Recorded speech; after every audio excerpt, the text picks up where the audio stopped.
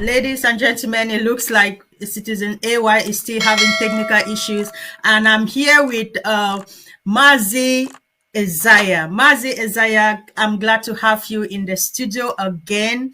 And so I'm just going to ask you the similar questions to what I asked Comrade Kavi. But before we get into that, I want to, Mazi Isaiah is being when we look at the fight, the fight of the indigenous people of Biafra from 1967 up to now, we can approximately say we have Biafrans, over 5 million Biafrans have been massacred in cold blood, slaughtered with women, pregnant women, their tummies torn open, and you could see babies in their wombs, and children killed on the street, and the street really flowing with blood.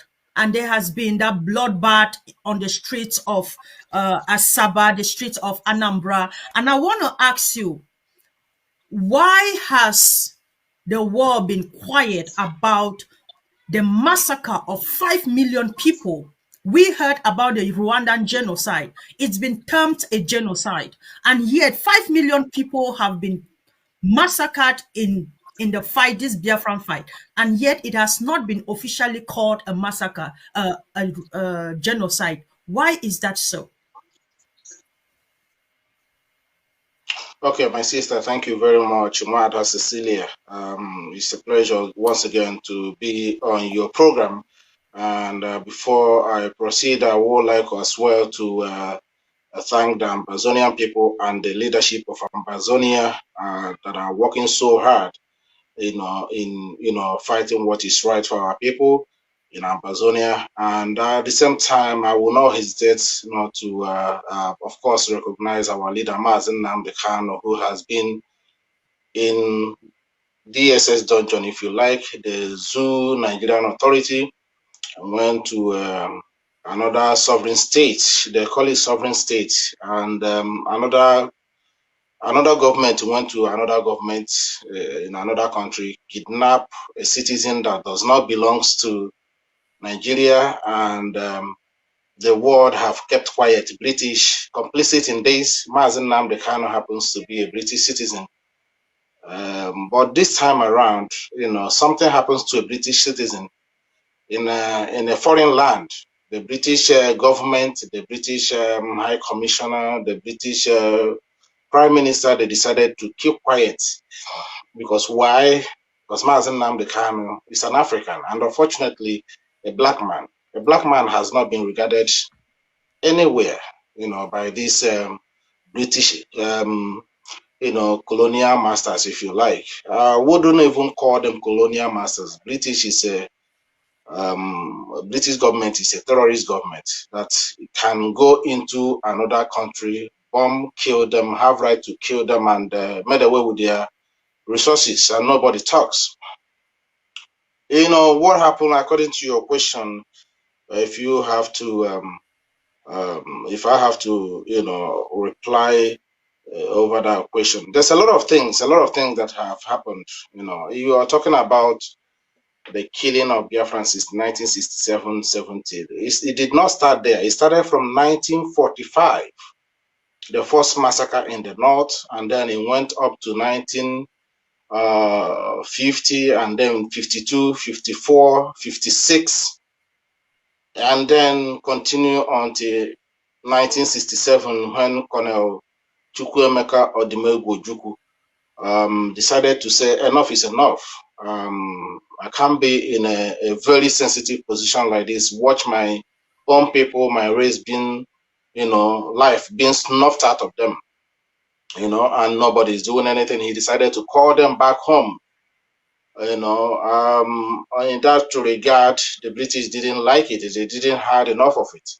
So the British want the oil of Biafra land. They want the oil of the resources of the people. And, they decided to wage war against Biafrans. In the process, we lost closely 7.2 million people. It's not that 5 million people. The 5 million changed. We made a discovery here with the Irish journalist who happens to be on ground, not, just not from here reporting. He was on ground. I happens to have access to those documents that he actually wrote a lot of information, which the British refused to tell the world what happened, how they, slaughtered a particular race of people, you know, that 7.2 million people. So this thing happened and it was well planned and well orchestrated. Like I said, British wanted the oil, the Europe wanted the resources of Biafra land, so instead of going into negotiation with the people, they decided to, use iron fist just to kill the Biafrans, to have unrestricted access, which you are seeing today that they are still they still haven't got enough of it. And unfortunately, till this very moment I'm talking to you, Mother Cecilia, till this very moment, Biafrans are still being slaughtered. Mazi Nnamdi Kanu, like I said, happens to be a British citizen. He was kidnapped. The Kenyan government came in the open and said that Mazi Nnamdi Kanu's record showed that he was in Kenya. And how he was, removed from Kenya is unknown to them, according to what they claim. But this is a well-plotted, calculated attack, to shut Biafrans down like they did in 1967 to 1970. But I'm telling you,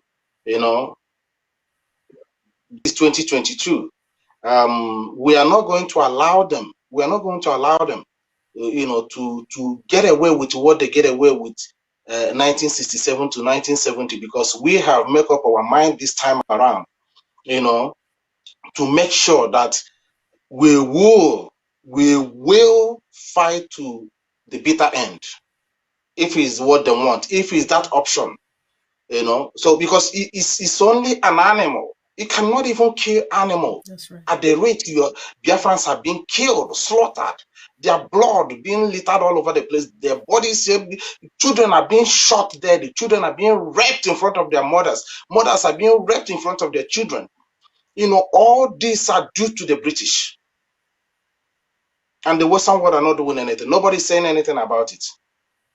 Mazi Nnamdi came out and tried to negotiate with these people. They said no. They decided to go and kidnap him in another man's country. Unfortunately, the same Africa that are suffering today at the hands of the colonial masters. Over 47 million Africans were slaughtered, murdered by these people. And today you see African people selling the future of their children just because of cash, money, paper. Not even there is paper. They give you papers and they collect your resources in return. And this is what we're saying no to.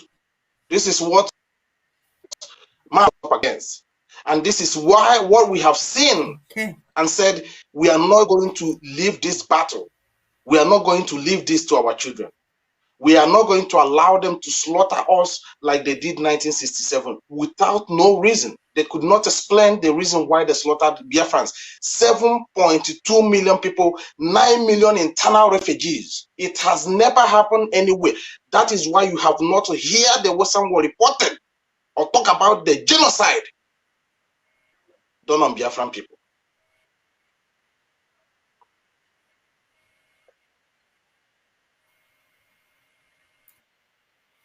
Okay. Wow.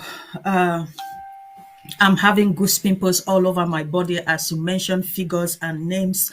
That is so terrifying, and it's unfortunate. I don't know why the Western medias have shut their doors to the various killings happening across Amazonia, across the Biafra land.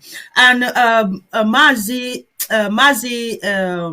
Isaiah, I know there was a turning point in the fight, the fight for self-determination of the people of Biafra, when Bruce Mayrock on the 29th of May in 1969 did a one-man protest in front of the United Nations in New York and set himself ablaze. I knew that was a turning point again in the history of the fight for the people of Biafra. And since then, there was that spark that came up during that time, but we have not seen that kind of revolution again after that time until after the arrest of Mazi Nnamdi Kanu. What has been the reason of the silence? Now, I will just say this to you. What the reason of silence is not even only Bruce Merrock. Joe Job, the guy that made the discovery of the Steve Jobs that made discovery of the smartphone that we're using today. Steve Jobs actually denounced being a Christian. So Steve Jobs actually denied being a Christian, just because of what happened during the Bịafra war. Because Steve believed in this modern history that a particular race of people can be slaughtered in that number, and these people happens to be Christians, and nobody talks about it. The man Steve Jobs said, if there is God somewhere existing, he cannot be there.